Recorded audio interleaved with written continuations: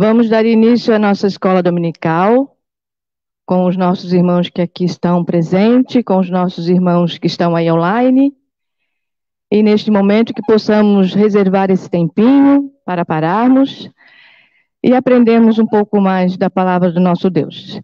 Nós estamos no novo ano e pedimos ao nosso Deus que continue nos abençoando, como tem feito até aqui, mesmo diante de toda essa situação, que esperamos, né, que esteja mais amena tudo isso. Mas mesmo assim, nós sabemos que o Senhor está conosco e o Senhor conosco tudo é possível.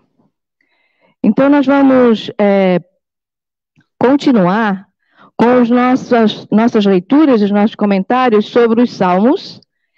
E nós demos 2 domingos aí, nós demos uma parada, mas agora voltamos com o Salmo do número 85. Então, os irmãos que estão aqui, estão em casa, abram as suas Bíblias no Salmos 85 e nós faremos a leitura deste Salmo. Salmo 85.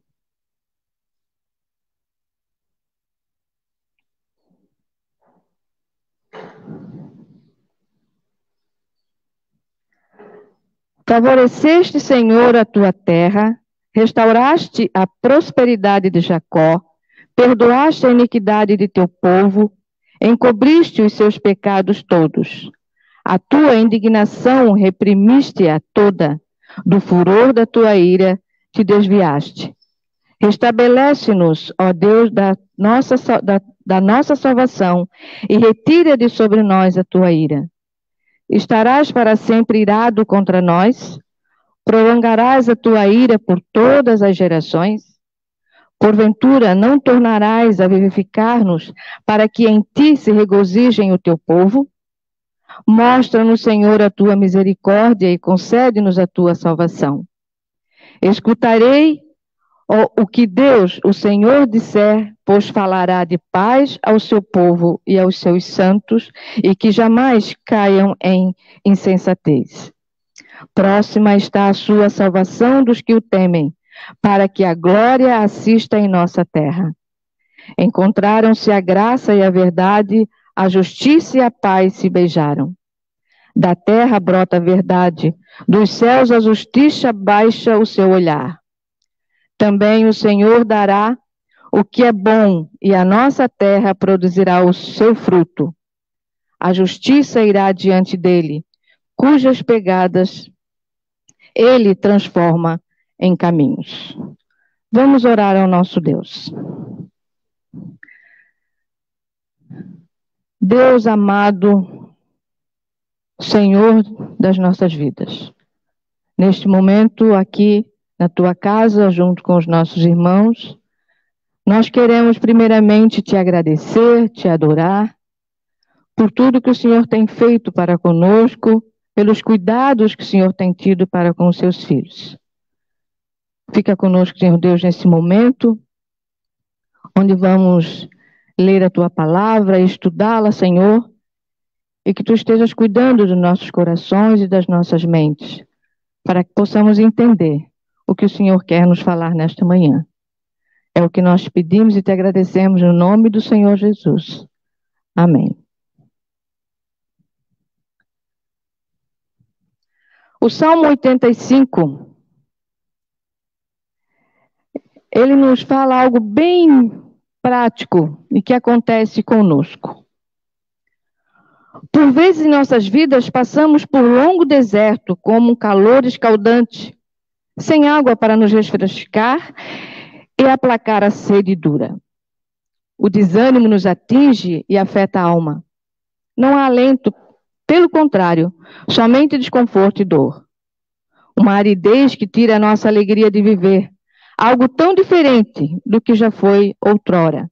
Pois antes éramos mais felizes, inclusive como crentes. Tínhamos mais alegria, até no servir ao Senhor.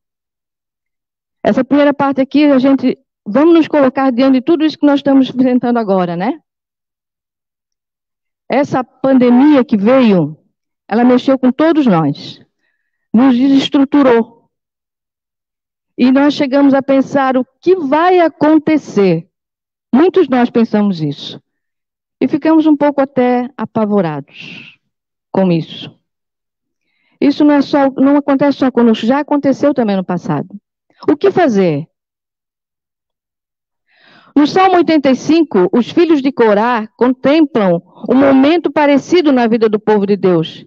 Por isso ele clama: restabelece-nos. Lá no versículo 4 ele fala. Vivifica-nos, no versículo 6. Ele expressa o sentimento de desalento. Muitos acreditam que este salmo foi escrito após o retorno do cativeiro da Babilônia, possivelmente próximo ao tempo de Esdras e Neemias, quando depois de anos a terra estava em grande miséria. Mas o salmo expressa o desejo do povo de Deus em qualquer situação de dificuldade, de esgotamento físico, econômico e principalmente espiritual. Observe que o salmista sabe que Deus está no controle daquele momento. Estarás para sempre irado contra nós? Prolongarás a tua ira por todas as gerações? Lá no versículo 5. O que fazer quando estamos tão áridos, fracos e tristes? No Salmo encontramos algumas respostas. Primeiro, lembrar que Deus não muda. Ele socorreu o povo no passado. Será que não vai nos socorrer? Tal como ele foi no passado, ele será no presente e no futuro. Nos dias tristes, lembremos que Deus é fiel às suas promessas e por isso podemos confiar que da mesma forma como Deus agiu no passado, ele agirá no presente. Segundo, clamar pela ação misericordiosa de Deus. Naquele momento de desespero, de fragilidade, a gente faz isso? A gente pede socorro ao nosso Deus? A gente clama ao nosso Deus? Ou nós ficamos nos batendo de um lado para o outro, sem saber o que fazer? Ele tem certeza de que Deus falará, e quando Deus fala, as coisas acontecem. Quando Deus fala, as coisas acontecem. Então, ele está disposto a ficar quieto e esperar. Oh, coisinha difícil para nós. Esperar. Ele tem certeza de que Deus estabelecerá a paz ao seu povo. Ele tem certeza de que a paz vai voltar ao seu povo. Nós temos certeza de que Deus está conosco? Quarto, descanse em Cristo. Descanse. Vamos lembrar um pouquinho o que significa essa palavra descansar. Vamos lembrar assim, quando nós mulheres, né? Quem aí, né, cuida da casa, faz aquela faxina, chega no final do dia, nossa, que cansaço. Aí a gente toma um banho, senta e relaxa. Ô, sensação boa de ver que tudo está limpinho, tudo organizado. Os homens, quando chegam do trabalho, tomam banho, sentam, comem aquele jantarzinho gostoso. Ô, sensação agradável. Esse descansar no Senhor é isso, é ter essa certeza de que está tudo resolvido. Que Deus cuida de tudo. Fácil? Não. Cristo aparece nesse salmo, pois ele é a paz verdadeira, tão almejada pelo povo de Deus no Antigo Testamento. Paz entre Deus e o seu povo. Ele é a verdade, verdade tão esperada, podemos dizer que a paz e justiça se encontraram no amor de Deus, revelado na obra de Cristo. Quando Deus entregou o Filho dele por nós. Na cruz, a justiça baixou o seu olhar, e essa justiça abre um caminho plano e seguro para o avanço feliz dos servos de Deus. Irmãos, é difícil passar por um momento de tristeza quando parece que a solução não vem. O tempo passa e a alegria não vem. Então, o que é que temos que fazer? Como diz o salmista, espere, descanse. Não é fácil. Mas Deus promete, Ele prometeu, né? Se a gente formos ler toda a Bíblia fala das grandes promessas do Senhor. Mas uma delas a gente não pode esquecer nunca. O Senhor estará conosco sempre, em qualquer situação, mesmo na pandemia. Ele está conosco sempre. E mesmo que tudo isso que está aí acontecendo, Deus não perdeu o controle de nada, gente. O Senhor tem tudo em seu controle. Mesmo quando a gente pense que não. Mesmo quando a gente fica se debatendo um pouquinho de um lado para o outro, não sabendo para onde ir. E nós, como servos e filhos do Senhor, nós sabemos para onde ir. Nós sabemos a quem recorrer. Nós sabemos a quem pedir socorro. E nós sabemos de onde virá o socorro.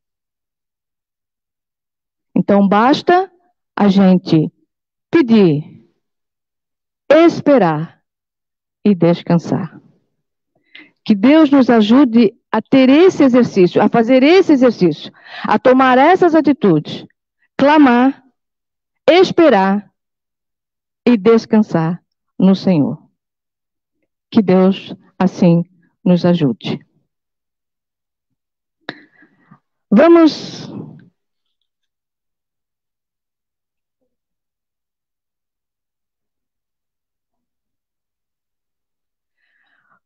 louvar ao nosso Deus com o hino. Eu não coloquei aqui. Eu anotei para o pastor, eu não anotei para mim, né? Bem esperta. 159, o hino. Prestem atenção na letra deste hino. 159.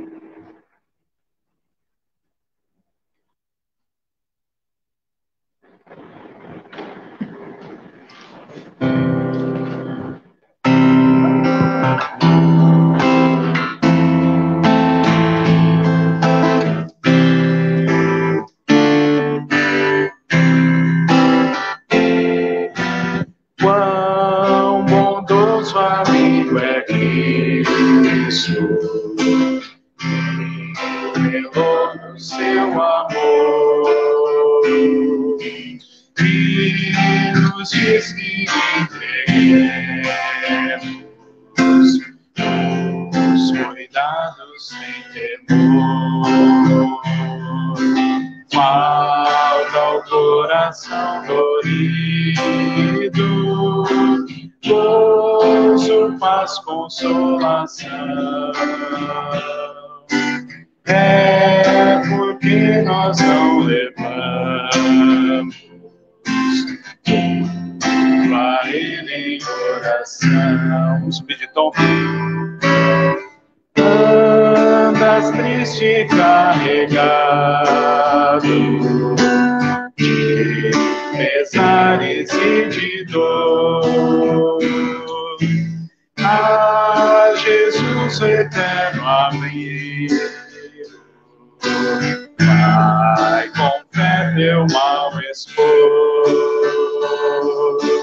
Teus amigos te desprezam, conta isso em oração.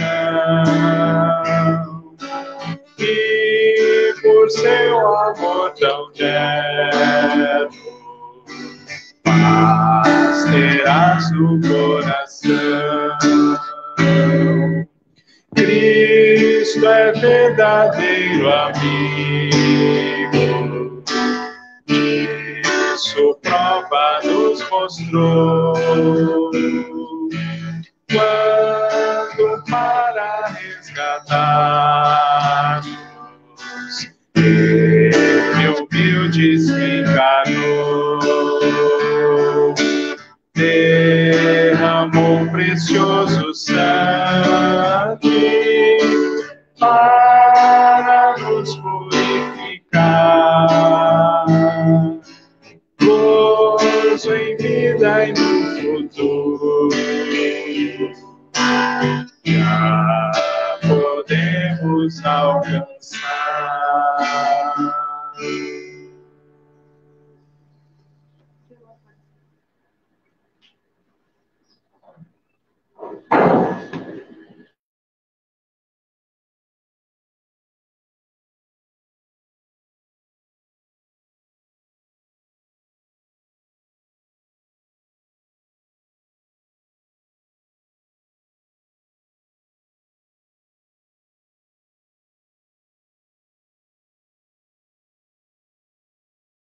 Vamos aos nossos avisos. Nós temos aqui o aniversário de casamento de Juan e Laura, foi no dia 4. Eles estão presentes? Não, né? Juan e Laura completaram mais um ano de vida matrimonial. E hoje, também completando mais um ano de vida matrimonial, nosso irmão Nazildo e a Geusa. Mais um ano de vida em comum, né? Que o nosso Deus, né, esteja com eles sempre. Vida em comum, né? Não é fácil também. Só o Senhor estando conosco para nos ajudar e fortalecer a cada dia os nossos relacionamentos, né? Quando eu fico pensando e eu vejo muitas histórias de casamentos desfeitos, e naquele momento, quando eu ouço alguma notícia dessa forma, eu fico lembrando o dia do casamento. É tudo tão lindo, é tantas promessas. E por que as coisas se acabam, né, daquele jeito? Então, que a gente possa sempre lembrar daquele primeiro dia, daquele olhar que foi dado um para o outro, daquelas promessas que foram feitas um para os outros, um para o outro. O tempo passa, a gente não é mais tão jovem como éramos lá no começo, mas o que está aqui dentro não pode envelhecer. Aqui envelhece, mas aqui dentro não. Ele tem que a cada dia estar mais vivo, né? Então que a gente possa a cada dia lembrar daquele primeiro dia, daquele momento tão lindo em que o Senhor esteve presente, né, ali com a gente. Queremos também lembrá-los que se alguém tiver algum pedido de oração, entre em contato com o pastor por telefone, pelo WhatsApp, tá? Fiquem à vontade, livre para fazer isso, né? Porque às vezes vocês estão precisando de oração para a gente mesmo, né? Para a nossa família, para a minha vida pessoal, para algum ente querido, para algum amigo, entre em contato com o pastor, né? E fale com ele, pode ser por telefone ou pelo WhatsApp, tá? E depois se for um pedido em que possa colocar lá no grupo, né, o pastor vai colocar no grupo e toda a igreja pode estar intercedendo também, né, por aquele pedido, né? Se for algo mais pessoal, claro que o pastor vai ficar só com ele e vai conversar com aquele que pediu, tá? O nosso estudo de quinta-feira voltará na próxima semana, não, desculpa, que eu estou achando que já estou no final de janeiro, na primeira semana de fevereiro, tá? Então, na primeira semana de fevereiro, os nossos cultos de quinta-feira retornarão online, por enquanto. Espero em Deus que isso tudo logo passe, que a gente possa se encontrar mais vezes, né? Hoje, durante o culto, nós teremos um momento muito especial, que é a nossa Santa Ceia. É a primeira, né, do ano? É a primeira Santa Ceia de 2021. Gente, estamos em 2021. Com a graça de Deus, nós chegamos ao 2021 e estamos aqui. todos juntos, né? Louvando e glorificando ao nosso Deus. E eu tenho certeza que o Senhor fará com que esse ano seja muito especial, né? Porque nós somos especiais para o Senhor e o ano também será. Eu não tenho. Então, os avisos são esses. Eu vou encerrar esse momento. Nós vamos iniciar hoje, né? Esse domingo, novos estudos. O pastor depois vai explicar como será. Tenho certeza que será tão abençoador quanto foi os estudos de Apocalipse. Apesar de ser o livro de Apocalipse, a gente pensa que não pode ser abençoado com aquele livro, mas a gente né? Abençoado. Faz parte da palavra do Senhor. E tudo que está ali é bênção, né? Que vem para nossas vidas. Então, hoje nós vamos iniciar, né? Novos estudos. E eu vou encerrar, então, esse momento e já logo em seguida passo a palavra para o pastor. Vamos orar, então, ao nosso Senhor. Glorioso Deus, mais uma vez aqui na tua presença, eu te louvo e te agradeço pela minha vida, pela vida desta igreja, pela vida do nosso pastor. Que o Senhor o conceda, Senhor, a cada dia sabedoria, para que ele se aprofunde cada vez mais nas tuas palavras e assim possa passar para nós, Senhor Deus, de maneira verdadeira. Fica com cada irmão que aqui está, com os nossos irmãos que estão online, que a graça e misericórdia do Senhor esteja sobre cada um de nós. Agora, no momento que vamos estudar a tua palavra, abra, Senhor Deus, as nossas mentes e aquiete os nossos corações, para que a gente possa entender a tua palavra. É no nome de Jesus que eu te peço e agradeço. Amém.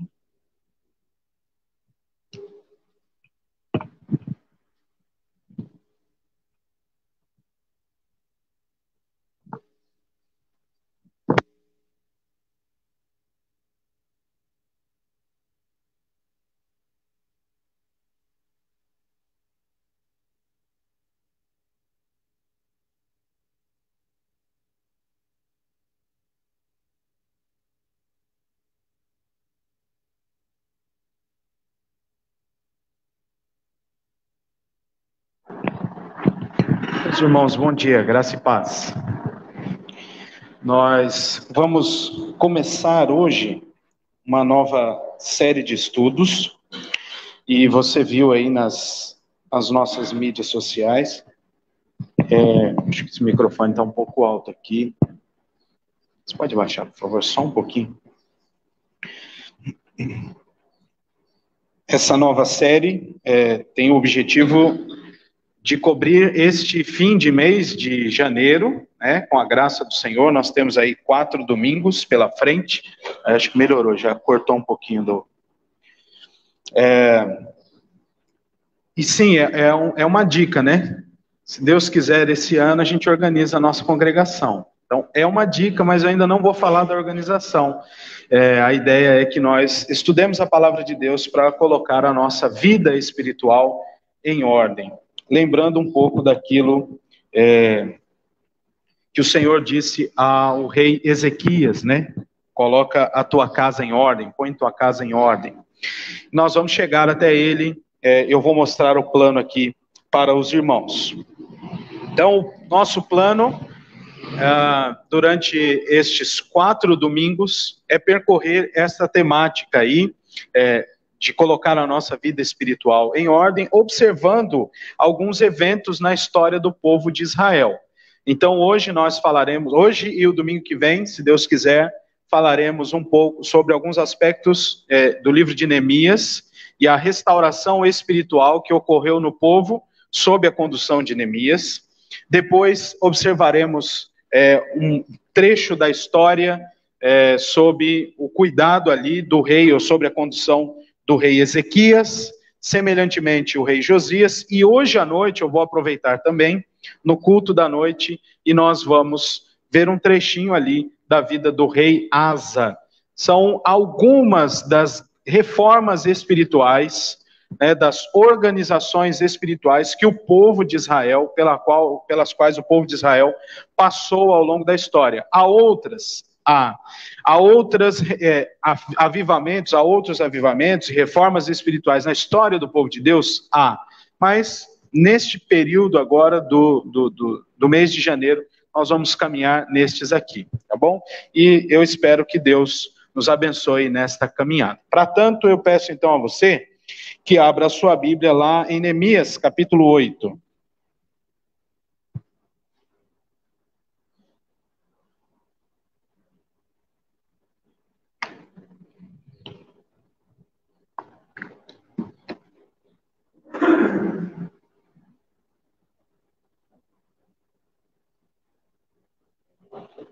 Neemias, capítulo 8.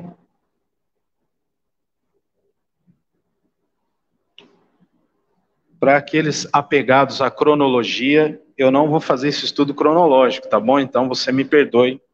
Se você tem toque, depois você me procura, a gente faz um aconselhamento, tá bom? Mas eu não vou começar, não vamos seguir cronologicamente. Muito bem. Então, Neemias 8, a partir do verso 1, nós vamos ler a palavra de Deus até o verso 12. E assim diz então o nosso Senhor. Em chegando o 7º mês, e estando os filhos de Israel nas suas cidades, todo o povo se ajuntou como um só homem, na praça, diante da porta das águas. E disseram a Esdras, o escriba, que trouxesse o livro da lei de Moisés, que o Senhor tinha prescrito a Israel. Esdras, o sacerdote, trouxe a lei perante a congregação, tanto de homens como de mulheres, e de todos os que eram capazes de entender o que ouviam. Era o 1º dia do 7º mês. E leu no livro, diante da praça, que está fronteira à porta das águas, desde a alva até o meio-dia, perante os homens e mulheres e os que podiam entender. E todo o povo tinha os ouvidos atentos ao livro da lei. Esdras, o escriba, estava num púlpito de madeira, que fizeram para aquele fim. Estavam em pé junto a ele, à sua direita, Matitias, Sema, Anaías, Urias, Ilquias e Maacéias. E à sua esquerda, Pedaías, Misael, Malquias, Razum, Rasbadana, Zacarias e Mesulão. Esdras abriu o livro à vista de todo o povo, porque estava acima dele. Abrindo-o ele, todo o povo se pôs em pé. Esdras bendisse ao Senhor, o grande Deus, e todo o povo respondeu: Amém, Amém. E levantando as mãos, inclinaram-se e adoraram o Senhor com o rosto em terra. E Jesua, Bani, Serebias, Jamim, Acube, Sabetai, Rodias, Maacéias, Quelita, Azarias, Josabade, Hanã, Pelaías e os levitas ensinavam o povo na lei. E o povo estava no seu lugar. Leram no livro, na lei de Deus, claramente, dando explicações, de maneira que entendessem o que se lia. Neemias, que era o governador, e Esdras, sacerdote e escriba, e os levitas, que ensinavam todo o povo, lhe disseram: Este dia é consagrado ao Senhor vosso Deus, pelo que não pranteeis nem choreis. Porque todo o povo chorava, ouvindo as palavras da lei. Disse-lhes mais: Ide, comei carnes gordas, tomai bebidas doces e enviai porções aos que não têm nada preparado para si, porque este dia é consagrado ao nosso Senhor. Portanto, não vos entristeçais, porque a alegria do Senhor é a vossa força. Os levitas fizeram calar todo o povo, dizendo: Calai-vos, porque este dia é santo, e não estejais contristados. Então, todo o povo se foi a comer, a beber, a enviar porções e a regozijar-se grandemente, porque tinham entendido as palavras que lhes foram explicadas. Vamos orar ao Senhor mais uma vez? Ó Deus Santo, nós te agradecemos por este dia santo, separado para a adoração ao teu nome bendito e para a edificação do teu povo, redimido em Cristo Jesus. Te agradecemos porque o Senhor nos provê esta grande maravilha para a nossa alma, de poder separar este tempo para, com toda a atenção e o coração sedento a Deus, buscar o Senhor. Te louvamos pela tua palavra, que já nos instruiu nesta manhã. E te pedimos que outra vez o Senhor, pela ação do teu Santo Espírito, nos ensine, pois precisamos, ó Deus, das tuas direções.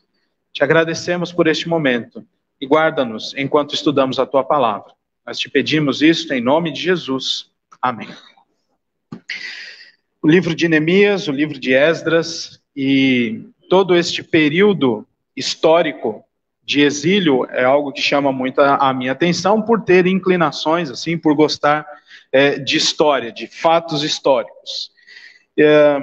Mas, além disso, não apenas por uma preferência, nós podemos observar momentos muito interessantes na vida de Israel, quando eles voltam para as suas habitações, já tem neste período, e nós veremos, o templo reconstruído, e agora a cidade precisa ser fortificada, e depois de ter tudo isso praticamente pronto, antes de dedicar todo aquele serviço que eles prestaram ao Senhor, construindo o templo, eles se preparam espiritualmente, baseados na palavra de Deus. É a leitura da palavra de Deus, nós veremos, que norteará toda a prática deste povo nos eventos que se sucedem aqui no livro, e nós pretendemos chegar até lá nos próximos 2 domingos. Então, nós vamos avançando aqui, pensando desta forma na introdução.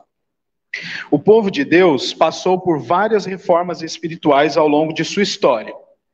E aí, meus irmãos, não cabe tempo aqui, ou nós temos tempo de sobra para fazer isso em outros eventos.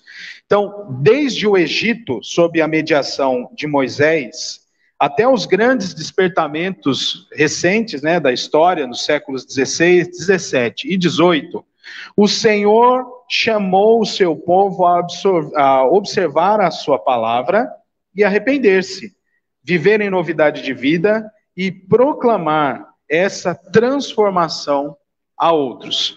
Os irmãos se lembram, desde a saída ali do Egito, na verdade, Deus levanta Moisés, e é Moisés quem vai instruir o povo de novo, dizendo, olha, assim diz o Senhor, nós devemos fazer estas coisas porque o Senhor está mandando fazer.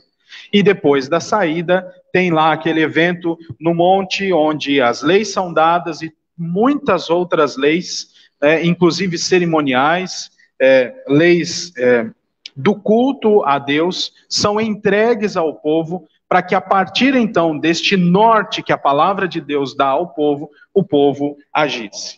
E assim foi, ao longo de toda a história. Tem um período mais crítico da história, e muito triste, que é o período de sucessão de juízes, após a morte de Josué, em que o povo só andava na linha quando tinha alguém conduzindo pela palavra de Deus. Isso fica marcado. E, de fato, a nossa vida é assim. Se a palavra de Deus não for o nosso guia, nós vamos viver pela nossa própria ideia, né, pela nossa própria lei, e nós acabaremos por nos dar mal, e também, e este é o principal alvo, né, que nós devemos correr dele, que é desobedecer a palavra do Senhor. E aí alguns exemplos. Se os irmãos lembrarem de algum que eu não coloquei, por favor, podem chamar a minha atenção aí. Então, falei de Israel, né, no Egito, sob Moisés, depois Josué. Os irmãos se lembram, né? A gente estudou isso aqui no último culto do ano, quando nós vimos que Deus chama Josué e diz assim, ó, ser forte e corajoso para observar, para cumprir todas as palavras que estão na lei. Seja forte e corajoso para fazer isso, cumprir a palavra de Deus. E lá adiante, já no fim da sua vida, Josué vem diante do povo e diz, olha, vocês escolham quem que vocês vão servir. Se os deuses desses povos que nós estamos conquistando e que os nossos pais serviram, ou se o nosso Deus mesmo. Então, eu e a minha casa serviremos ao Senhor. O período dos juízes, eu já citei aqui. O ministério dos reis também é marcado por isso. A palavra de Deus é quem vai guiando o povo, e à medida em que eles desobedecem à lei, as coisas vão mal. lembrem-se daquele evento do transporte da arca, né? Da arca da aliança, em que o Uzá vai de muita boa vontade tentar salvar a arca ali. Primeiro eles colocam a arca num carro novo de boi, né? Novinho, feito só para isso, exclusivo, mas não era para transportar desse jeito. E aí as coisas saem como saíram, né? E aí os nossos reis, que nós vamos ver aqui na nossa série, Asa, Ezequias e Josias, aí sim eu coloquei em ordem cronológica, a condução de Esdras e Neemias, e é interessante, na volta do exílio, Esdras e Neemias são os líderes do povo, só que eles conduzem o povo sob a orientação da palavra de Deus, vinda a eles por meio dos profetas, em especial, esses profetas, né, pós-exílicos, Ageu, Zacarias e Malaquias. No Novo Testamento nós temos o Pentecostes, onde o povo é orientado por Pedro, né, quando ele pega ali a profecia de Joel e diz, olha, o que está acontecendo aqui é o que Deus prometeu no passado. Né? Ele está derramando o seu Espírito sobre toda a carne. O movimento que ocorreu na igreja de Antioquia, onde Antioquia passa de um lugar alvo de evangelização para um centro missionário, né, de onde partem muitos missionários e viagens missionárias, e muitas outras regiões são alcançadas com o Evangelho do Senhor. Você tem a Reforma Protestante, você tem o movimento do puritanismo, tanto na Inglaterra quanto na Nova Inglaterra, né, na colonização lá, nesses séculos. Você tem o pietismo, que é mais objetivo ali no luteranismo alemão, e os despertamentos evangélicos ali, ingleses, né? Já ali até 1800, John Wesley e outros nomes são conhecidos dessa época. Em todos esses movimentos, ainda que eles tenham características diferentes, singulares, a base deles é a mesma. É este movimento de volta à palavra de Deus, de organização da sua vida espiritual, da vida espiritual do povo, e a partir disso, desta base, o povo age. Age segundo a palavra de Deus, e o Senhor, que é galardoador daqueles que o buscam, abençoa este povo, firma os passos deste povo. Portanto, meus irmãos, este é o nosso objetivo aqui com esta série. Nós precisamos organizar ou reorganizar, como queiram, a nossa vida espiritual. Nós já fomos preparados pela palavra de Deus, tanto no Natal quanto no Ano Novo, para enfrentar este novo ano que está acontecendo. Mas se tivesse pandemia, se não tivesse pandemia, o objetivo da vida do crente é o mesmo. Nós precisamos ter uma vida espiritual com Deus organizada, individualmente, na nossa família e também na nossa igreja.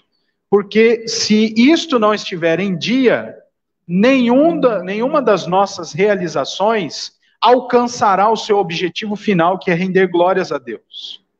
Por mais que os nossos planos aconteçam, eles não vão rumar para o alvo que deve ser rumado, né? que deve rumar, que é a glória de Deus. Lembrem-se do Salmo 127. Se o Senhor não edificar a casa, o trabalho vai ser em vão. A casa vai construir. Vai ter uma casa lá. Mas vai ser em vão. Se o Senhor não vigiar a cidade, o sentinela vai estar lá. Ele vai cumprir o plantão dele.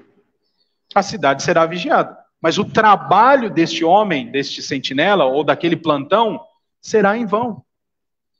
Porque é o Senhor quem deve edificar a nossa casa, e é do Senhor que nós dependemos. Então, meus irmãos, nós temos planos na nossa vida? Temos. Particulares, na nossa família e na nossa igreja, e é por isso também que eu tenho dado esse nome aqui da nossa série. Nós temos o objetivo de organizar a nossa igreja esse ano. Não pudemos fazer no ano passado. Mas, por maior trabalho que nós tenhamos aqui, se a nossa igreja não estiver com a vida espiritual em ordem, pode até ter uma igreja organizada aqui a partir de 16 de maio. Mas o nosso objetivo final é glorificar a Deus com a nossa vida e alegrar-se com as bênçãos que Ele nos dá, com a sua providência. Então, nós precisamos organizar a nossa vida espiritual. Então vamos lá. Chega de só falar, né? Vamos ler também, tá bom? Eu tenho muitos textos hoje aqui, e como de costume, eu gostaria que os irmãos me acompanhassem nessa leitura, tá bom? Vamos dar uma olhadinha, nós vamos então nos posicionar aqui em Neemias, capítulo 8, e vamos dar uma olhadinha no contexto histórico. Os irmãos se lembram, o povo volta do exílio que foi tomado lá, né, pela Babilônia, mas houve as sucessões dos impérios, depois da Babilônia, o Império Medo-Persa, depois o Império Grego e depois o Império Romano. Mas, voltamos um pouquinho, logo ali, na condução, na primeira sucessão de impérios, no Império Medo-Persa, sob o reinado de Ciro, é que o povo de Israel é libertado do cativeiro para voltar para suas habitações. Eles ainda deveriam pagar pedágios, né? O seu governador local, eles não tinham mais rei, né? Havia um governador local, que também estava debaixo do domínio do Império Medo-Persa, e assim foi, né? Não houve mais reino em Israel. E então, o povo começou a voltar. Quando eles voltam, a primeira atividade deles é reconstruir o templo que havia sido destruído por Nabucodonosor.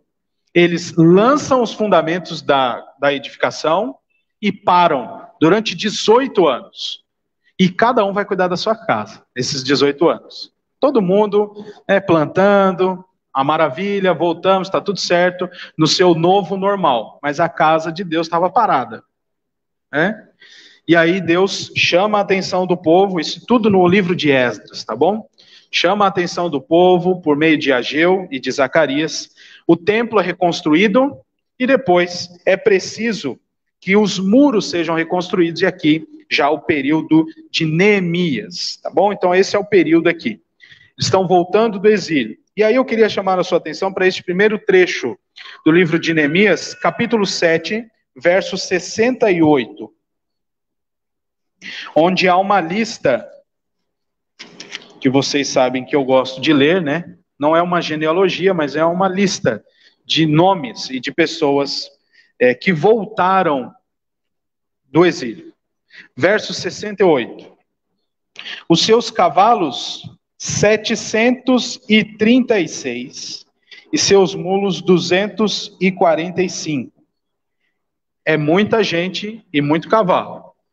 Aí tem um verso 73, onde há aqui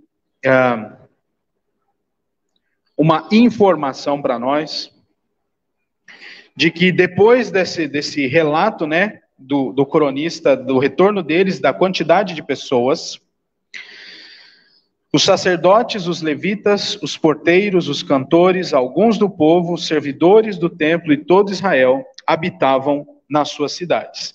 Dá uma olhadinha no verso 66.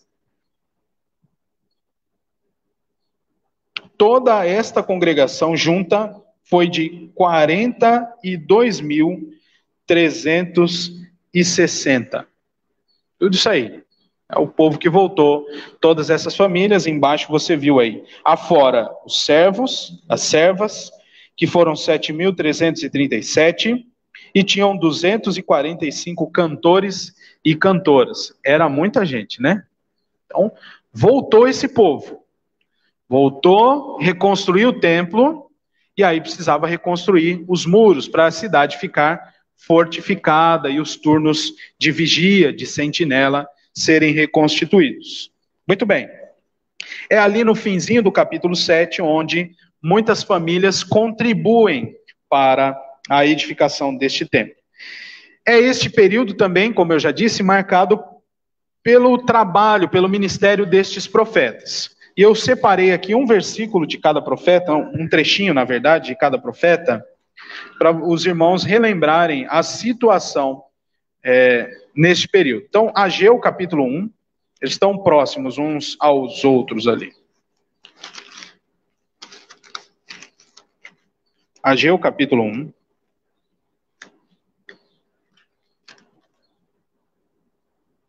Do verso 2 ao verso 4. Em breve nós vamos instalar um microfone aqui, aí dá para pegar mais geral, aí o irmão pode e a irmã pode ler e vai aparecer na filmagem, tá bom? Já está comprado, a gente só precisa instalar. Então, enquanto isso, vocês aguentem firme a minha voz, tá? Ageu 1, do verso 2 ao verso 4, diz assim: assim fala o Senhor dos Exércitos. Olha só a situação daquele período, hein? Este povo diz: não veio ainda o tempo em que a casa do Senhor deve ser edificada. Veio, pois, a palavra do Senhor por intermédio do profeta Ageu, dizendo: acaso é tempo de habitardes vós em casas apaineladas, enquanto esta casa permanece em ruínas?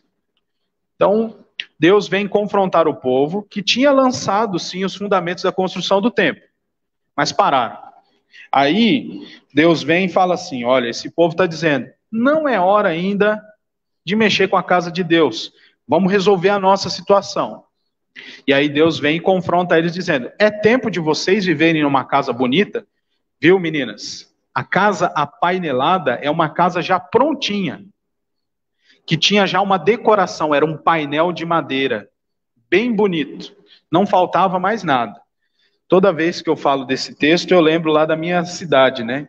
A gente sabia que a casa estava pronta quando o portão eletrônico era instalado. Estava prontinha, era a última coisa que a pessoa colocava. Você via ali, às vezes era o portão antigo da casa, tinha toda a estrutura, né? E a pessoa deixava depois para fazer toda a fachada da casa. Está resolvido, está tudo pronto. Então, é nesse sentido. O povo vivia para sua própria casa e se esquecia do serviço na casa de Deus. Ageu escreve para o tempo de pandemia de 2020, do Covid-19? Muito provavelmente, né? Muitos de nós já passou daquele período de medo para um período de comodidade. Então, nós precisamos avaliar isso, né? Não é tempo ainda? É tempo de viver em casas apaineladas? Fica a dica, né? Zacarias, capítulo 1.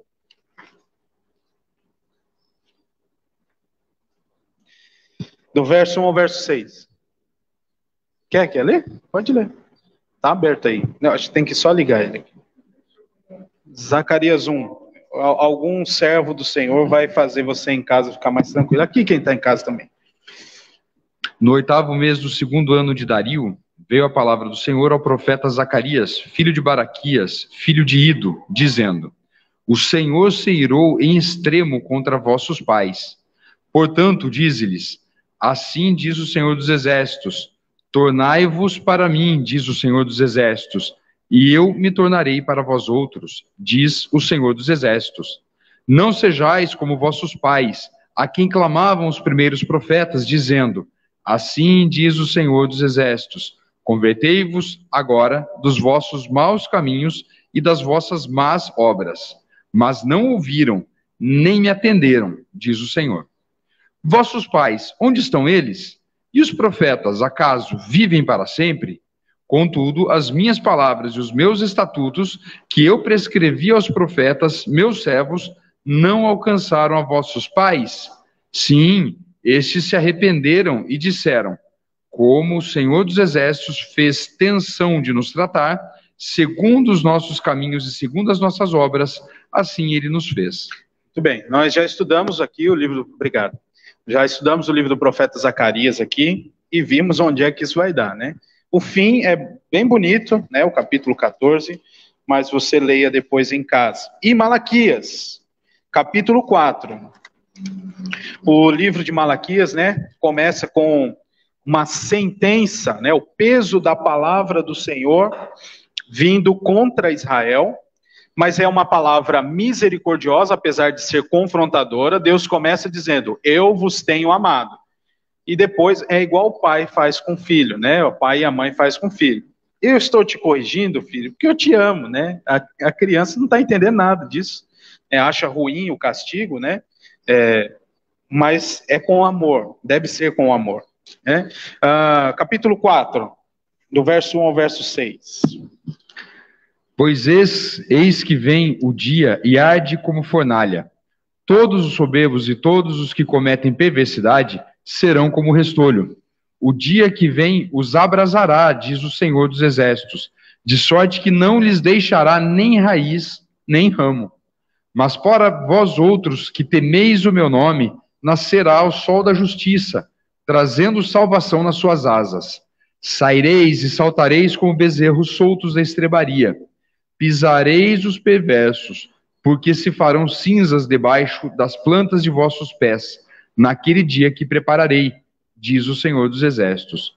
Lembrai-vos da lei de Moisés, meu servo, a qual lhe prescrevi em Horebe para todo o Israel, a saber, estatutos e juízos. Eis que eu vos enviarei o profeta Elias, antes que venha o grande e terrível dia do Senhor. Ele converterá o coração dos pais aos filhos, e o coração dos filhos a seus pais, para que eu não venha e fira a terra com maldição. Muito bem, muito obrigado. Aqui já o fim do livro, Deus tem uma palavra de encorajamento, é uma exortação, mas ele também promete bênçãos àqueles que o obedecem. Então, é neste contexto, então eu gostaria agora que os irmãos voltassem lá para Neemias, no capítulo 8. É este o contexto espiritual do povo quando eles voltam. Você viu quando a gente leu ali em Zacarias, sendo citado o nome do profeta Dario, que faz parte daquele império medo-persa, né? Ele foi o primeiro a assumir o reino, ele com seu exército, ele que comandou o exército que destruiu ou que derrotou os babilônios. Muito bem, então é desta situação de impiedade que o povo está sendo restaurado pelo Senhor através de sua palavra. Em alguns momentos o povo é confrontado por sua apatia, por sua comodidade, em detrimento da vida com Deus. Em outros momentos há questões mais complexas, de idolatria, de impureza, é o caso ali das palavras que Malaquias, as palavras que Deus deu ao povo por meio de Malaquias. Se nós observarmos o capítulo 8 de Neemias, e eu destaco aí os versos 17 e 18, nós vemos uma ênfase na leitura da palavra, a palavra de Deus, e esta leitura fez com que o povo cumprisse a vontade do Senhor novamente. Então dá uma olhadinha nas expressões do verso 17 e 18. Toda a congregação dos que tinham voltado do cativeiro fez cabanas e nelas habitou, porque nunca fizeram assim os filhos de Israel, desde os dias de Josué, filho de Num, até aquele dia, e houve muito grande alegria. Dia após dia, leu Esdras no livro da lei de Deus, desde o primeiro dia até o último, e celebraram a festa por 7 dias, a festa dos tabernáculos. No 8º dia, houve uma assembleia solene, segundo o prescrito. Veja que interessante. Eles voltaram a uma prática após a leitura da palavra de Deus. Eles voltaram a celebrar a festa dos tabernáculos. E fazia muito tempo que eles não faziam isso. E era uma instituição do Senhor. Então, quando eu digo que nós precisamos organizar a nossa vida espiritual, não é uma acusação. Mesmo porque, se fosse acusação, ela recairia sobre mim, inclusive. Mas é um alerta para dizer, olha, se está organizado, é uma bênção. Precisa ser mais parecido com a Bíblia assim, é palavra e ação. Palavra de Deus e ação. Leia a palavra de Deus, trace os seus planos, ouça atentamente a voz do Senhor e vá conduzindo a sua vida. Agora, se está desorganizado, precisa ser organizado. Então nós veremos, e já estamos vendo, exemplos bíblicos de vidas que foram transformadas a partir da leitura da palavra de Deus, da pregação da palavra de Deus, e a prática de muitas pessoas mudou. Coisas que foram retomadas. Um exemplo disso é a festa dos tabernáculos. E observe o verso 18. Todo dia a palavra de Deus era lida diante do povo. Todos os dias. Muito bem, então vamos falar um pouquinho da leitura da palavra de Deus. A restauração do povo de Deus passa necessariamente pela leitura e pela pregação da palavra de Deus. O verso 72 do capítulo 7 diz assim: o que deu o restante do povo foi em ouro 20.000 daricos e 2.000 arráteis em prata e 67 vestes sacerdotais. Os sacerdotes, os levitas, os porteiros, os cantores, alguns do povo, os servidores do templo e todo Israel habitavam nas suas cidades. Em chegando ao 7º mês, e estando os filhos de Israel nas suas cidades, todo o povo se ajuntou como um só homem na praça, diante da porta das águas. E aí nós lemos logo no início da nossa aula que na reunião deste povo, no primeiro dia do 7º mês, o povo se ajuntou lá para ler a palavra de Deus. E eles é quem pedem para que Esdras traga a lei, e a lei ia diante deles. Então, Esdras trouxe o livro da lei, verso 2, e a lei foi lida diante de homens, mulheres e de todos os que eram capazes de entender o que ouviam. Então, há 3 grupos aqui, homens, mulheres e aqueles que já ouviam e entendiam. Qual a idade deles? Não sei. Mas era a idade limite a partir da qual se ouve e entende algo, que é ouvido. O pastor vai forçar e vai falar das crianças? Vou. Eu vou. Todas as crianças ouvem e entendem o que ouvem? Não. Mas muitas crianças ouvem e entendem o que ouvem? Sim. Então, elas são incluídas neste grupo. Isso mexe um pouco com a gente. Primeira vez que eu ouvi alguém colocando crianças onde não tinha, na leitura, foi um pastor chamado Stuart Olliott, quando ele estava expondo Jonas, e no finzinho, quando Deus, no capítulo 4, confronta Jonas de novo, dizendo, você está tendo misericórdia dessa planta aqui, que você não fez nada para ela nascer, você está tendo misericórdia dela, e não tem misericórdia de tantas 1000 pessoas que estão ali, pessoas que não sabem discernir direita da esquerda. Aí ele falou assim, qualquer ser humano são consegue discernir direita de esquerda, inclusive as crianças. Algumas crianças não conseguem, então elas estão nesse grupo, do qual Jonas não tinha misericórdia e estava se importando mais com a planta. Isso fica para outro dia, polêmicas de outro dia, tá bom? Mas, neste grupo aqui, 3 grupos, um deles tinha gente que ouvia e entendia e que não era deste grupo maior considerável, né? Já era considerado homens, mulheres e todos os que eram capazes de entender o que ouviam. Muito bem. A segunda coisa que eu gostaria de destacar neste texto está entre o verso 5 e o verso 8, irmãos, do capítulo 8, que é o seguinte fato: a palavra de Deus é lida e explicada, porque a palavra de Deus precisa ser entendida por nós. Há muitos métodos de leitura da Bíblia, leitura anual, leitura semestral, trimestral, tem alguns que conseguem fazer a leitura da Bíblia em pouco tempo, a leitura da Bíblia completa em pouco tempo. Só que ainda assim, muitas pessoas não têm uma velocidade de leitura boa, que é o meu caso, no sentido de ler rápido e entender tudo que está lendo rápido. Não sou essa pessoa. Eu leio lento mesmo.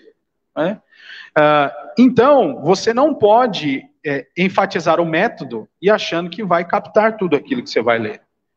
Nós precisamos nos lembrar que a leitura da Bíblia não é um fim em si mesmo, porque a Bíblia não é um livro comum. A Bíblia é a palavra de Deus.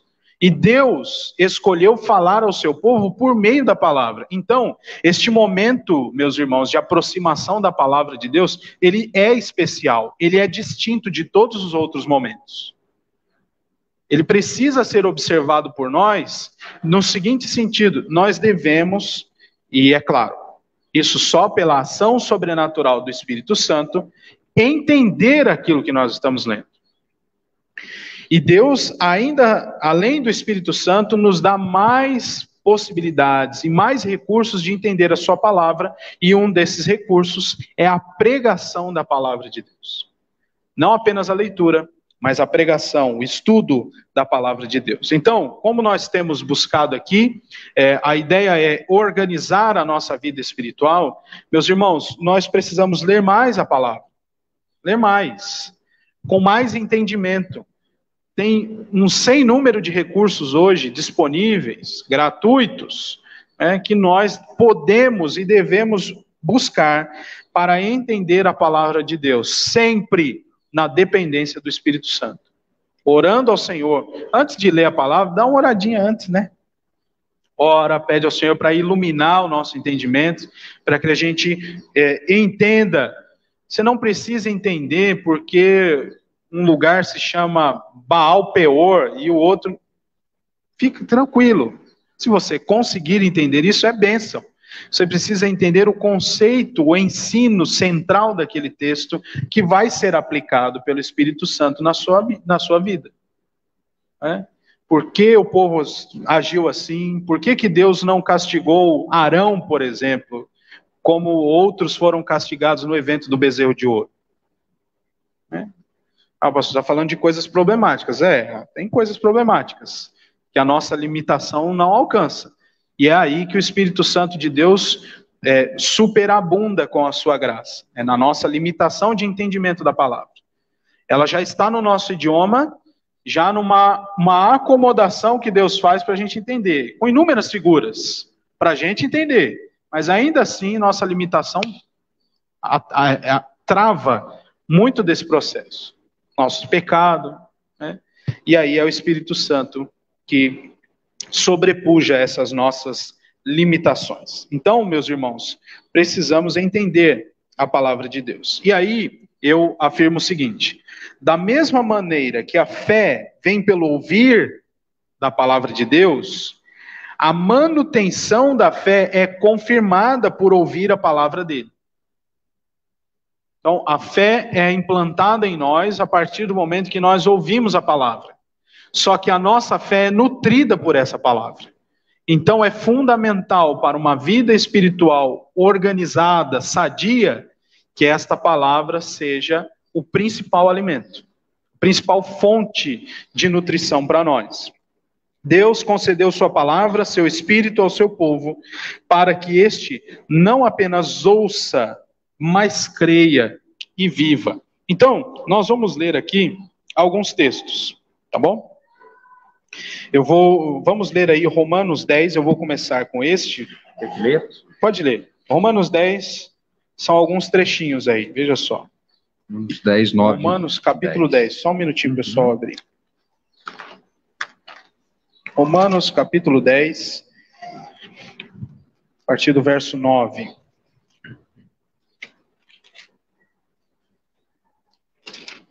Fiz esse recorte aí propositadamente. Romanos 10, versos 9 e 10 primeiro. Pode ler. Se com a tua boca confessares Jesus como Senhor e, em teu coração, creres que Deus o ressuscitou dentre os mortos, serás salvo.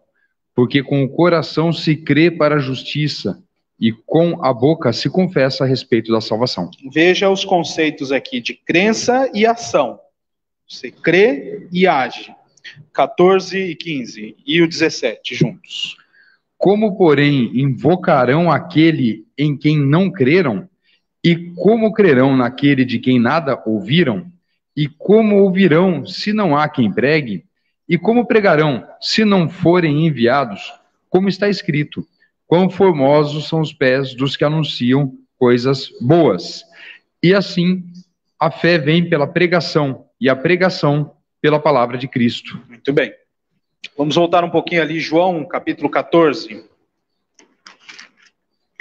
verso 21.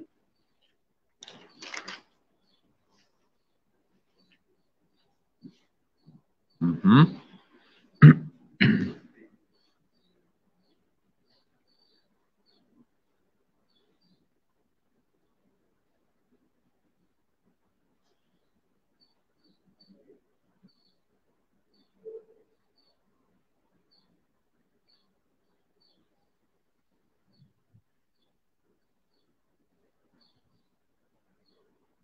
João capítulo 14, verso 21. Aquele que tem os meus mandamentos e os guarda, esse é o que me ama. E aquele que me ama será amado por meu Pai. E eu também o amarei e me manifestarei a ele. As palavras do Senhor Jesus. Aqui, guardar é praticar, né? Aquele que tem os mandamentos, isto é, já recebeu os mandamentos e os guarda, esse é o que me ama. Vamos nos lembrar, por exemplo, da parábola que o Senhor Jesus afirma sobre os dois fundamentos. Ele vai dizer que aquele que ouve as palavras e as pratica é comparado a um homem prudente que constrói a sua casa sobre a rocha. Mas quem ouve e não pratica é considerado alguém que edifica sua casa sobre areia. As circunstâncias da vida abaterão as duas casas, mas aquele que ouve e pratica a palavra de Deus, ele permanecerá, ainda que venham os ventos, que deem contra a casa e tudo mais. Tiago, capítulo 1, versos 22 e 25. A temática é a mesma desses textos, meus irmãos. Tiago, capítulo 1, do verso 22 ao verso 25. Só um minutinho.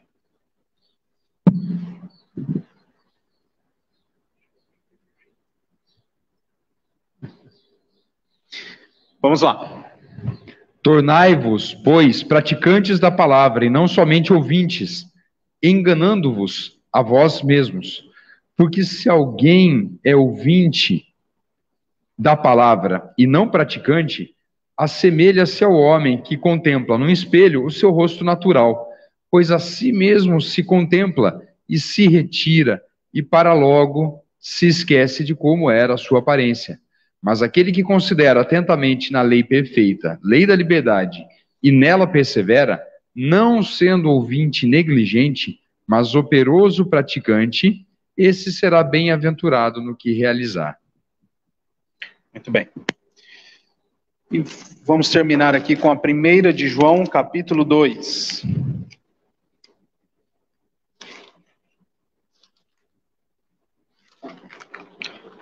Do verso 3 ao verso 6.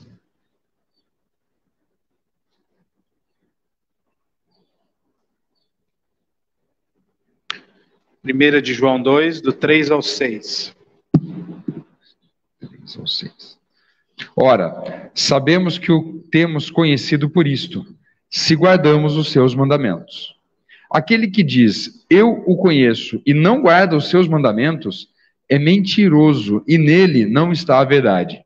Aquele, entretanto, que guarda a sua palavra, nele verdadeiramente tem sido aperfeiçoado o amor de Deus. Nisto sabemos que estamos nele. Aquele que diz que permanece nele, esse deve também andar, assim como ele andou. O verso 5, meus irmãos, é interessante, porque, e daqui nós tiramos uma lição para nós. A palavra de Deus vai fazer requisições da nossa vida.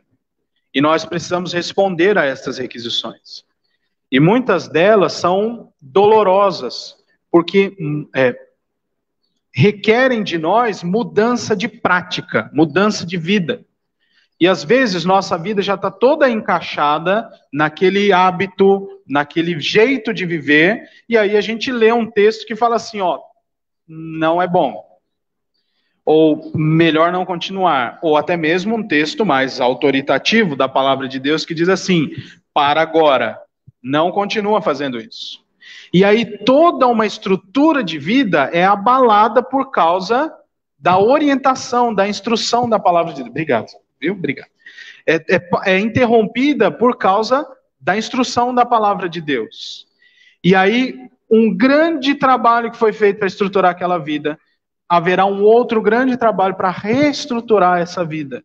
Mas, ainda assim, nós sabemos, meus irmãos, que o Senhor capacita a nossa vida, Ele supre as nossas necessidades, e Ele continuará nos abençoando, e nós seremos enriquecidos por essa novidade de vida.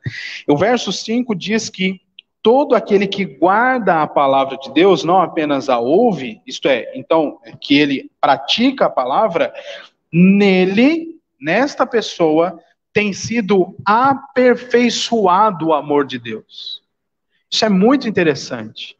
Nós seremos aperfeiçoados. Não podemos viver numa estagnação, saiu.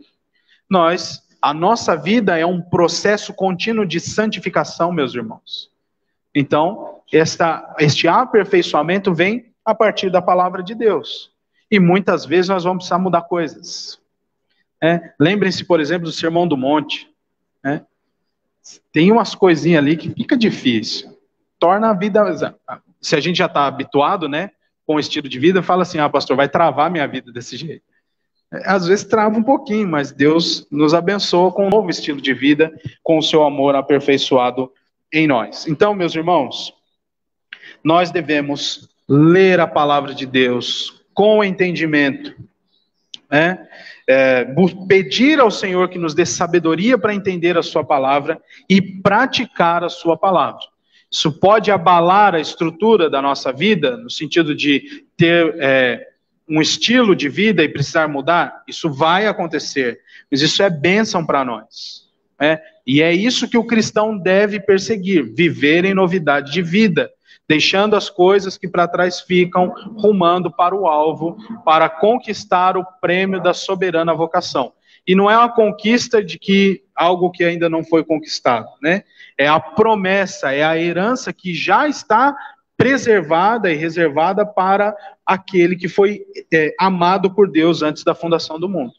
Então, Deus nos faz participantes deste processo, do processo de santificação. Eu gosto sempre de dizer, né? Da eleição não, vocês já me ouviram falar, né? Da eleição não, né?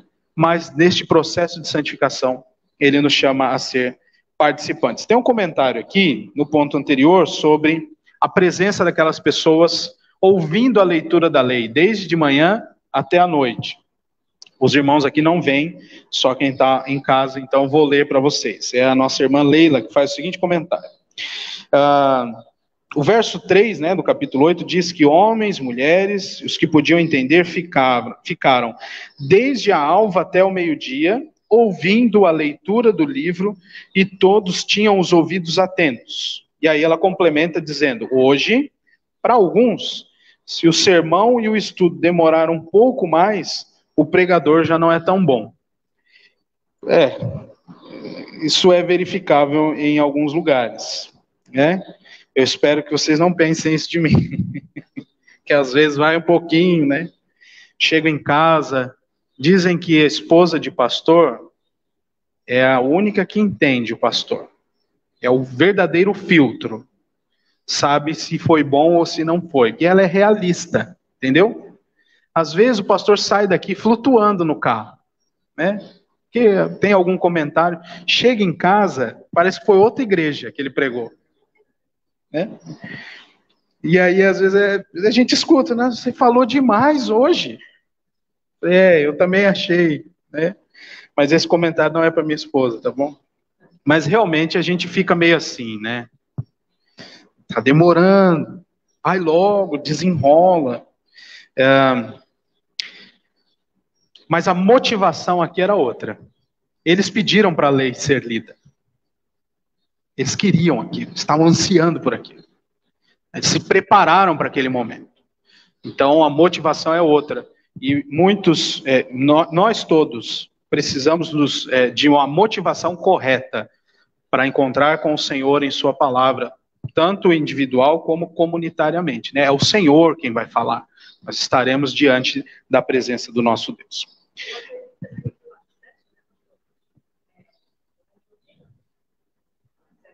Sim, sim. Celular. É o risco também. A gente precisa desse contato com a explicação. Às vezes a gente quer responder.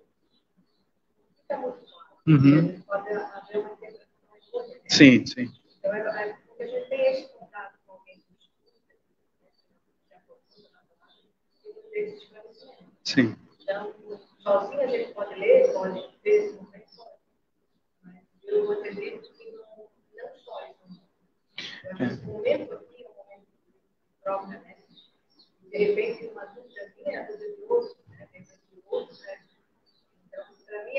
claro, às vezes para você não é. Uhum. E essa conversa Sim, mais amplo, né? Nossas gerações, talvez perderam um pouco da comunidade, do senso de comunidade, né? Os mais jovens sofrem mais com isso. E aí se perde também o entendimento do que é de fato nossa reunião aqui na igreja, né? É a reunião de pessoas que se encontraram com o Senhor em seus lares a semana toda e que agora vão se encontrar aqui na igreja para juntos, né, se encontrar com o Senhor, né? Compartilhar, nem que seja no momento aqui do culto mesmo, mas depois compartilhar dificuldades, bênçãos, né? Mas é entender que nós fazemos parte de um corpo, que a gente não está só. Este momento de reunião é muito mais sublime. E talvez as nossas gerações mais recentes tenham perdido isso, né? Tenham medo, inclusive, de ter perdido isso. Muito bem. Mais algum comentário, alguma pergunta? Não? Assim, até falando questão de motivação. Sim. Hoje parece que a sociedade que vive, ela nos torna assim, meio que autônomos, né? Meio que automático. Uhum. Então, a pessoa daqui a pouco ela está naquele ritmo, como vir da igreja, às vezes passou a ser um ritmo para ela, né?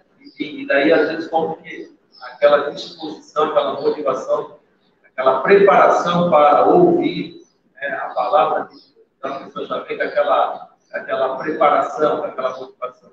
E uma coisa também não elimina a outra, né?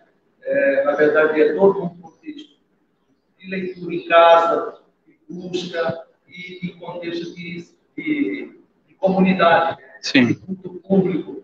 Então, essas coisas, uma não elimina a outra, elas se completam. Sim, exatamente. E a gente precisa se lembrar da sublimidade da pregação da palavra. Deus concedeu dons a servos dele para que eles fossem pastores mestres. E além disso, essas pessoas, elas são separadas para se afadigarem no estudo da palavra. Então, a pregação da palavra, não por quem vai transmitir a pregação, não é isso. Mas é por causa dos recursos que Deus concede à igreja no momento da pregação da palavra. Nós precisamos nos lembrar disso também. É claro, há limitações. Quando nós vamos ler individualmente, quando alguém prepara um sermão, quando alguém entrega um sermão, há limitações. Isso aconteceu na história do povo de Deus. Eu gosto sempre de citar o Daniel, o profeta Daniel. A ele foi dado o dom de revelar sonhos, visões. E ainda assim foi necessário, num determinado momento, Deus enviar um anjo para fazer ele entender o que ele tinha lido no livro de Jeremias.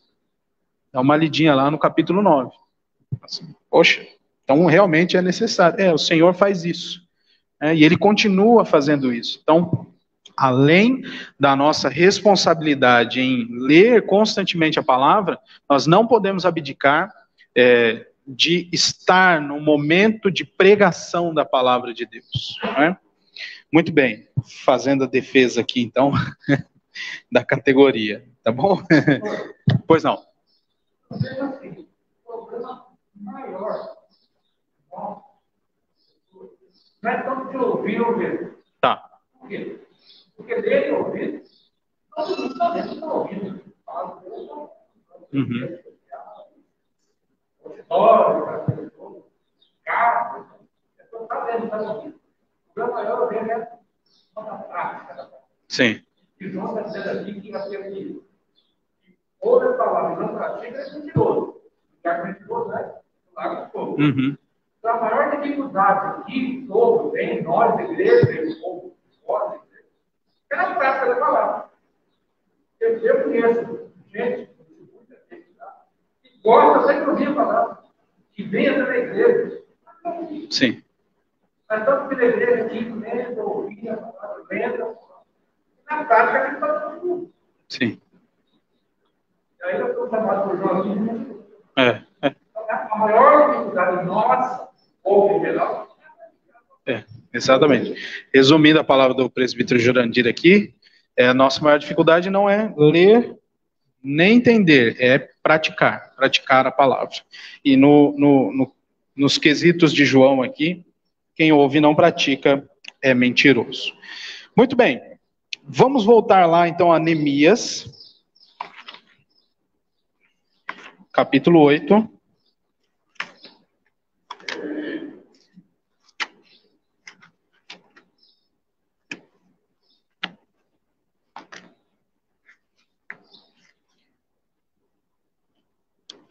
Do verso 9 ao verso 12, eu queria destacar essas coisas que já estão aparecendo aí na tela. A palavra de Deus vem ao povo e requer uma pronta resposta, como a gente já comentou aqui. O Senhor é bondoso para com o seu povo. Ele dá suas instruções, aponta o pecado, mas consola por sua misericórdia. O nosso Deus, os homens gostam, alguns gostam de ser legalistas. Deus não é legalista. Ele apresenta a sua lei, mas ele oferece a sua graça. Ele aponta o nosso pecado, mas ele dá soluções para o nosso pecado. Ele aponta uma indignidade nossa, uma maneira incorreta de caminhar e nos mostra a vereda da justiça. Vou terminar, tá parecendo o pastor que gosta de fazer vários assim, né? Eu não sou bom disso, mas agora saiu, então vamos lá. Ele nos indica que é um erro tentar agir autonomamente e nos apresenta o Supremo Pastor, que é o Senhor Jesus Cristo, que vai nos guiar. Então, é preciso entender que Deus, ele nos confronta, mas ele também usa da sua misericórdia. Veja só que interessante, a partir do verso 9, quando Neemias e Esdras leem, né? Esdras está lendo a lei, e os levitas lembram que é uma comunidade grande que se reuniu na praça. Então havia replicações dessa leitura da lei, e os levitas quem faziam isso. Então, veja só que interessante.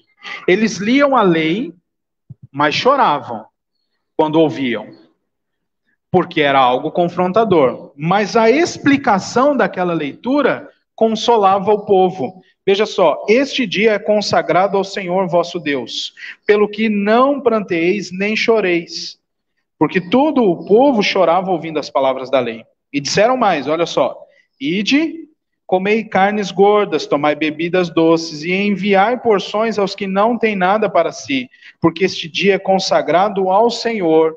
Portanto, não vos entristeçais, porque a alegria do Senhor é a vossa força. Uma outra tradução seria: a alegria do Senhor é o nosso refúgio.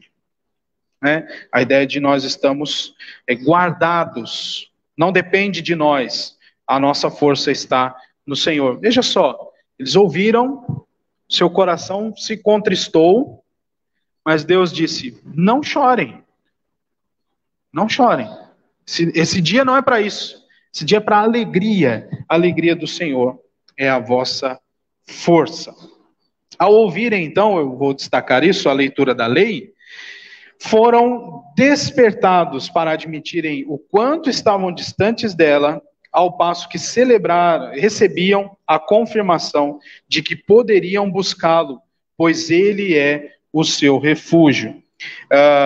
E aí o Salmo 32... nos mostra essa ideia de que Deus...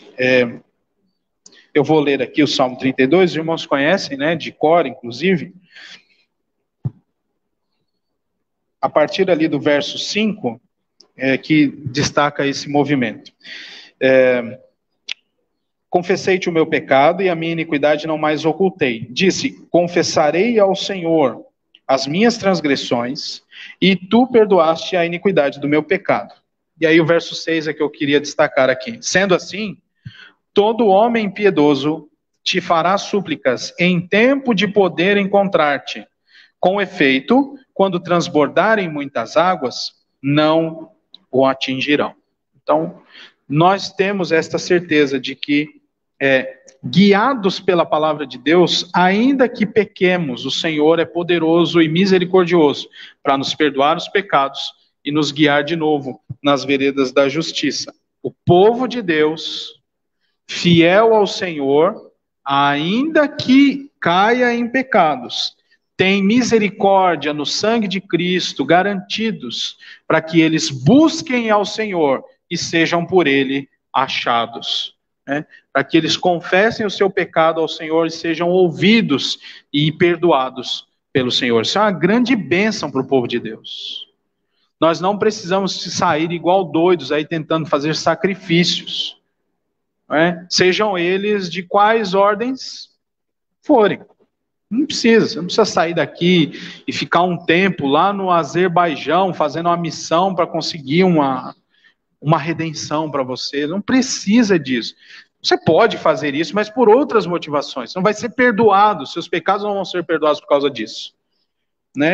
Não é por obras, para que ninguém se glorie, disse Paulo.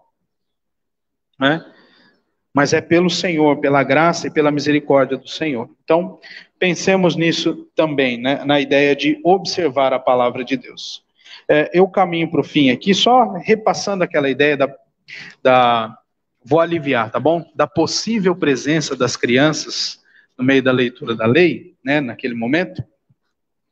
Vendo aí alguns versículos que dão esse indicativo para nós, no capítulo 8. E aí a gente vai caminhando para o fim, tá bom? Verso 2, Esdras trouxe a lei perante a congregação, tanto de homens como de mulheres, e de todos os que eram capazes de entender o que ouviam. E era o primeiro dia do mês sétimo. O mês sétimo, no calendário do povo de Deus, que era um mês especial para eles, mês das festas. Verso 3, e leu o livro diante da praça, que está à fronteira à porta das águas, desde a alva até o meio-dia, e aí a ênfase de novo, porque tanto homens, mulheres e os que podiam entender estavam ali, e todo o povo tinha ouvidos atentos, foi o verso citado pela Leila. Verso 5, Esdras abriu o livro à vista de todo o povo, porque estava acima dele, estava no púlpito, abrindo ele, todo o povo se pôs em pé. Isso é bonito, Então, onde estava ali no púlpito e falava diante do povo. Verso 6. Esdras bendisse o Senhor, o grande Deus, e todo o povo respondeu, E levantando as mãos, inclinaram-se e adoraram ao Senhor. Veja esse movimento, nós não estamos falando de liturgia hoje, tá? Mas veja esse movimento, é que eu não consigo deixar de falar de liturgia. Mas veja esse momento, Deus fala, o povo responde e adora a Deus. Então, esse é o nosso movimento de culto. Deus fala, nós respondemos. Deus fala, nós respondemos. Muito bem, verso de número 8. Leram no livro, na lei de Deus, claramente, dando explicações de maneira que entendessem o que se lia. Eis aí o grande desafio dos pregadores, para fazer isso direcionado às crianças também. Verso 9, Neemias, que era o governador, e Esdras, sacerdote e escriba, os levitas ensinavam todo o povo, todos eles. Verso 9 também, tem essa ênfase, e o verso 12, todo o povo se foi a comer, a beber e a enviar porções e a regozijar-se grandemente, porque tinham entendido as palavras que lhes foram explicadas. Muito bem, meus irmãos, nós vamos concluir aqui, observando estas coisas que estão projetadas. A reedificação espiritual foi realizada sobre o firme fundamento da palavra de Deus. A leitura sequenciada da lei feita pelo povo vai norteá-los na transformação do viver diante de Deus. Nós vamos ver isso, se Deus quiser, no domingo que vem. Deus se revela a nós por meio de sua palavra. Portanto, todos nós, incluindo nossas crianças, Devemos ouvir atentamente a explicação das Escrituras e responder prontamente ao seu ensino. E aí fica uma pergunta para todo mundo, né? Vamos organizar? É preciso colocar a nossa vida em ordem, né? Colocar a nossa vida espiritual em ordem. Escolha o método que você achar mais efetivo na sua vida. Falando de método. Uma coisa você não pode abrir mão. De todo dia, meditar na lei do Senhor. Ter prazer na lei do Senhor. De dia e de noite. Desde a alva até o meio-dia, como o pessoal fez aqui em Neemias. Que Deus então nos abençoe. Alguém tem alguma pergunta, algum comentário? Sim. As duas igrejas têm o costume de colocar o corpo em terra para orar, para adorar. Uhum. No passado também tinha. Esse costume, essa prática existiam e alguns ainda hoje.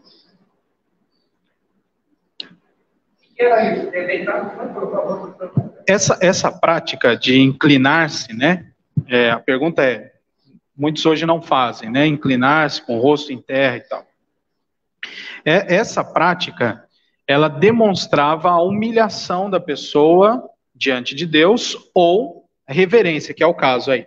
Reverência diante do Senhor. A pessoa se inclinava e mostrava estar totalmente, né, prostrada diante do Senhor. É uma prática que você vê muito enfaticamente no Antigo Testamento, mas não vê tanto no Novo Testamento.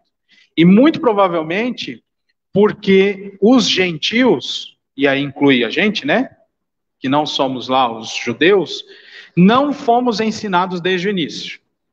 Você vê mais essa prática no povo de Israel, né? Claro, eles foram ensinados desde o início, como uma criança que vai engatinhando até andar, lembra disso, né? Deus usando essas figuras e essas práticas. Pode ser feito? Pode ser feito, né? Eu acho que nos momentos em que nós estamos a sós com o Senhor, talvez não gere tanto incômodo nosso, porque a gente também tem umas vergonhinhas, né? Isso causa um pouco de estranheza. Talvez um indício também que a gente não pratique mais isso é porque caiu no imaginário do crente que isso é prática de um determinado grupo teológico. Isso é coisa de pentecostal, isso é coisa de tal, né? E aí você já olha até meio torto, né? Isso aí não é reformado, não. Né? Quando não passa de um preconceito bobo, né? Nós devíamos estar tão integrados, a comunidade deveria, de novo, irmãos, quando eu falo algumas coisas, não é acusação, tá bom? É uma hipótese que eu estou levando. A igreja deveria estar tão integrada ao ponto de saber que um irmão fica tranquilo daquele jeito, quando ele chega no culto aqui, ele quer se ajoelhar, ou que nós todos deveríamos nos ajoelhar. Isso é uma prática, uso e costume, né? Mas é mais vista mesmo no tempo do Antigo Testamento. Sabe uma coisa que eu ainda quero pesquisar mais? É o levantar de mãos. Que você vê muito no livro dos Salmos. Né?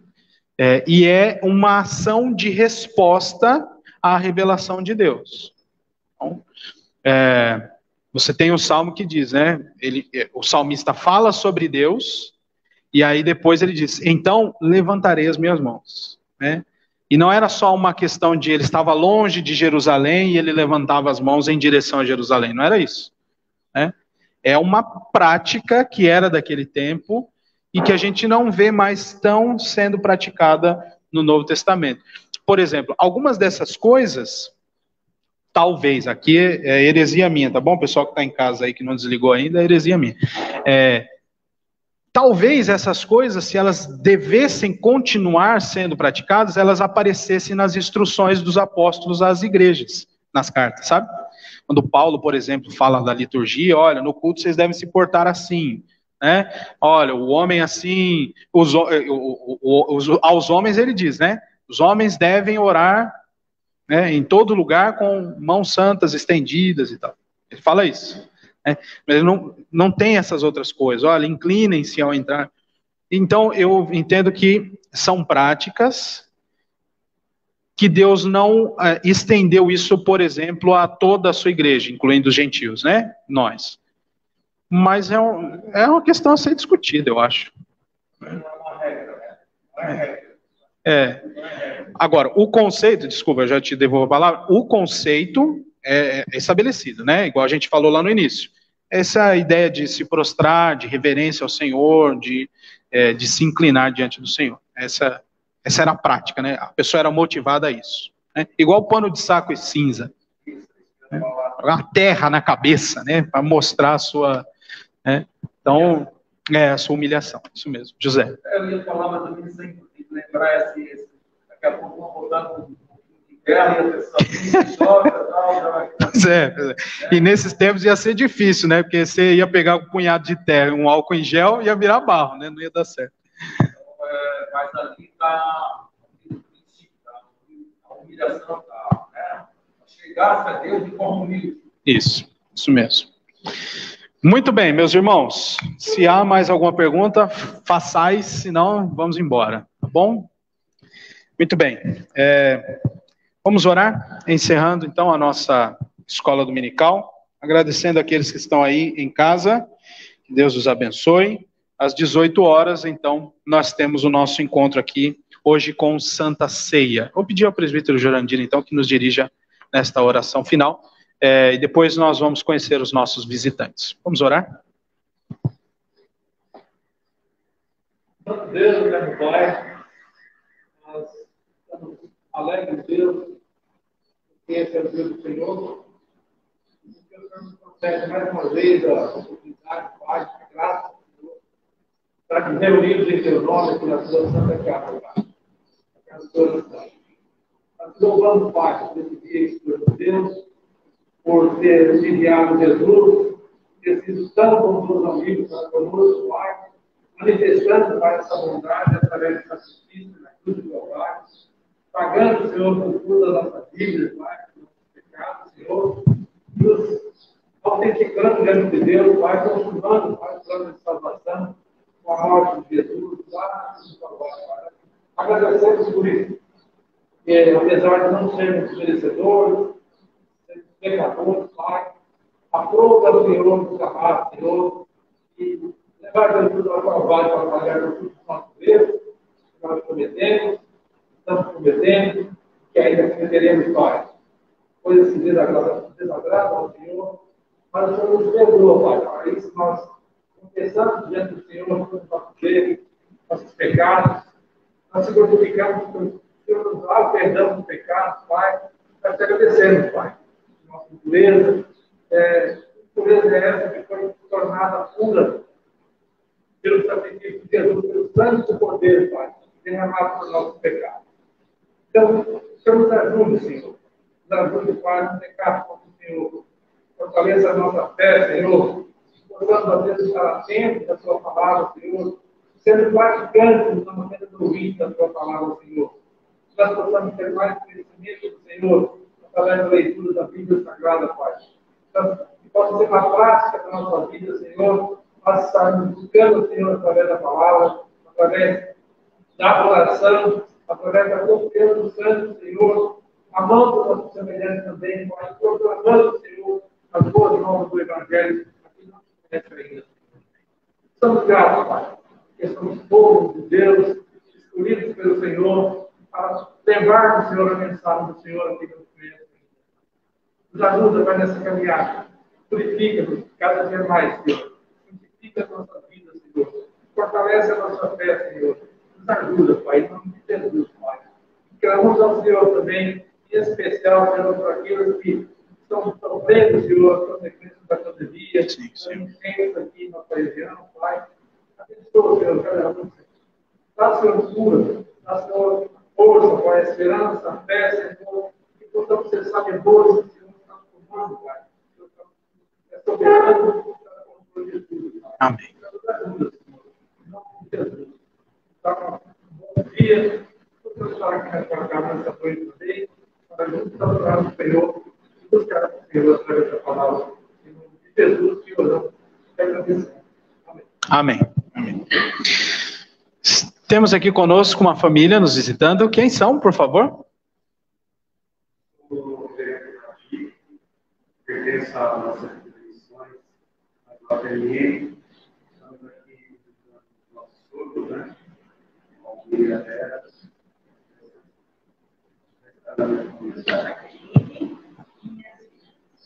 Muito bem. Pastor Radine, é isso? Jaqueline, Samira, Lívia e a pequena? Ah, tá. Muito bem. Sejam muito...